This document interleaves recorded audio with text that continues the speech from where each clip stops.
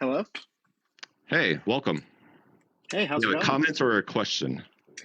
I have a question. Am I Okay, good to? what's your question? Okay. So are you aware of the Jeffrey Clark situation? I've never heard of him. So what happened? It's in regard to 2020.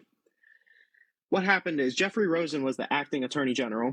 Richard Donahue was the deputy attorney general. And what Donald Trump tried to do is he tried to pressure Jeffrey Rosen to send a letter to Georgia saying that their election was fraudulent. And Jeffrey Rosen basically said, hey, all of the people in Georgia looked into it. They said that it wasn't stolen. And the DOJ has looked into it, and we said that it wasn't stolen. So we can't send this letter with the DOJ stamp of approval because we didn't find that it was stolen. And then Trump asked them to send this letter a couple more times until they ultimately refuse. And Trump threatens to fire Jeffrey Rosen and tells a low-level employee in the DOJ named Jeffrey Clark that he can have Rosen's job as long as he agrees to send the letter to Georgia saying that the election was fraudulent, even though there was no evidence to say that the election was fraudulent. So I guess my question is, with someone who's tried to have that much of an overreach into the three-letter agencies to try and get them to, one, do something that the DOJ doesn't even have business in doing in the first place, and second of all, try and get them to lie to state legislatures to try and get them to overturn their election results, how can you support someone who tried to do that? So here's my reasoning behind it. I think that our republic, our democracy is just stronger than one person. I believe that even if we have Kamala in office, like things are going to continue as long as we don't have sort of a nuclear or some sort of like civil conflict. But I think democracy, the torch will be handed off every 4 years based off of who wins or who loses. So I think that if we had him falsify whatever, that there would be real patriots in positions to take care of this treason.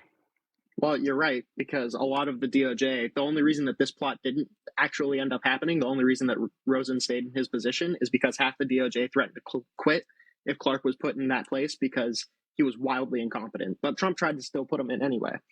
I agree that our democracy should be beholden to more than just one person.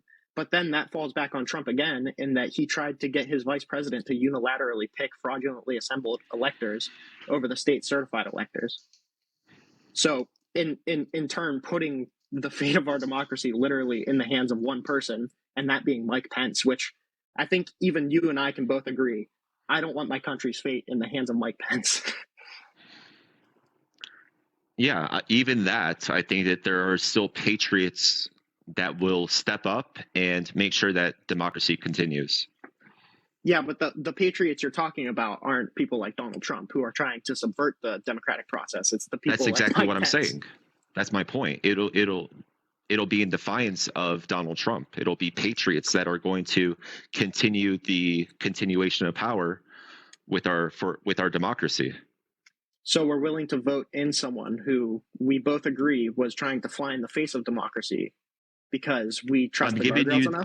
I don't know everything. I really don't understand everything that happened January 6th or what led up to that. On both sides, I actually see, things that are concerning.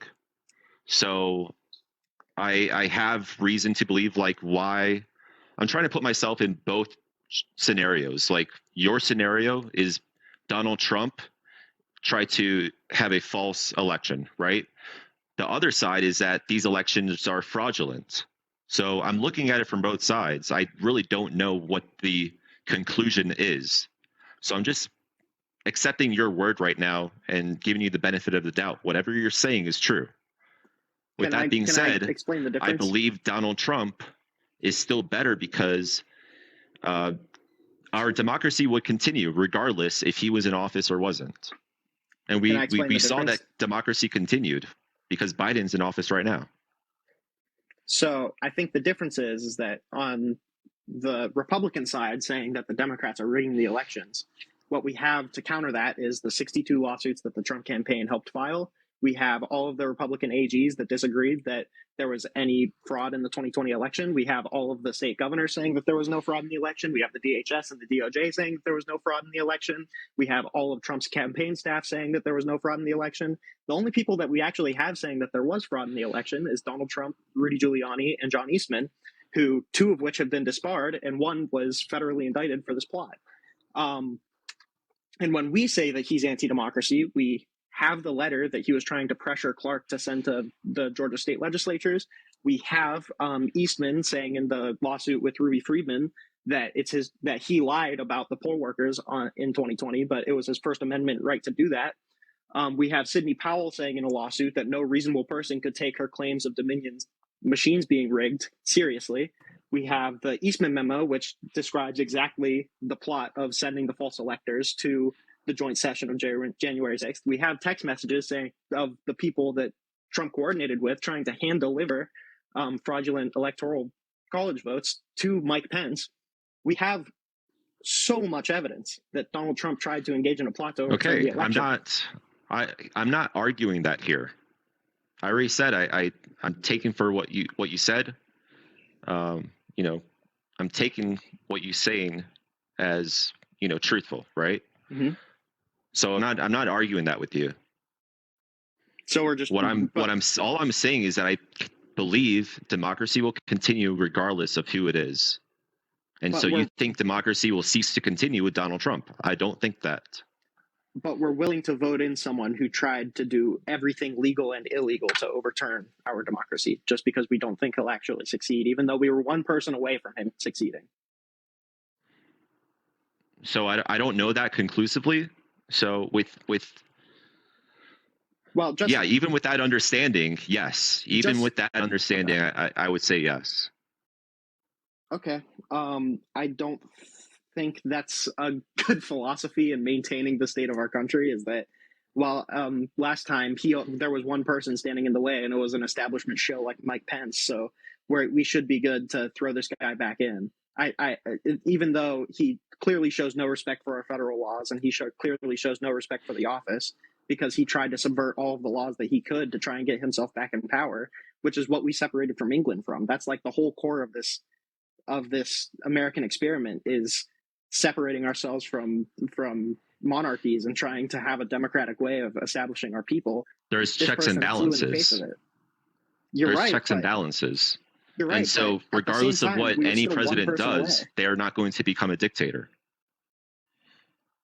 But we're 100% willing to put a guy in who tried by all evidence. He tried. What does it matter if they're not ever able to succeed? Because if I try to put him back in, if I try to jump all day long in efforts to fly to Mars, does it matter? I'm never going to fly to Mars just by jumping up and down. Are you one person away from getting to Mars? We have better checks and balances now. I think that this has been something that has strengthened our democracy. But we're willing to through something like this. We're willing to throw the guy in who is basically throwing himself into every guardrail and trying to weaken them as much as possible to have a second chance at it.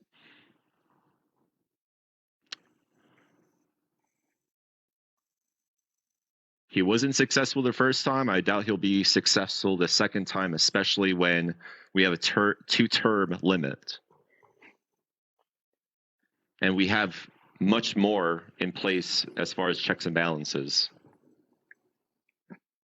I have a lot, in all due respect, I have a lot of trouble believing that if anyone on the left did this, they would have any supporters over like 100 people. Like this guy flew in the face of our democratic process, and it seems like all Republicans are willing to do is sweep it under the rug because they don't care about it. I don't know what to believe, honestly. There's a lot of misinformation on both sides, and I haven't been able to conclude what's actually, the real truth. Well, then do me a favor and read the Eastman memo. John Eastman was Trump's lawyer, and he gave it to Trump, and this was the plan that they had to overturn the election. So read the Eastman memo, read the Electoral Count Act, because that's the law that they were trying to subvert, and Just look up Jeffrey Clark's name, because that's basically all his name is associated with anymore. Okay. Yeah, I'll look that just up. do a little bit of reading. That's all I ask. Okay, I'll look into it. And thank you for joining the panel today.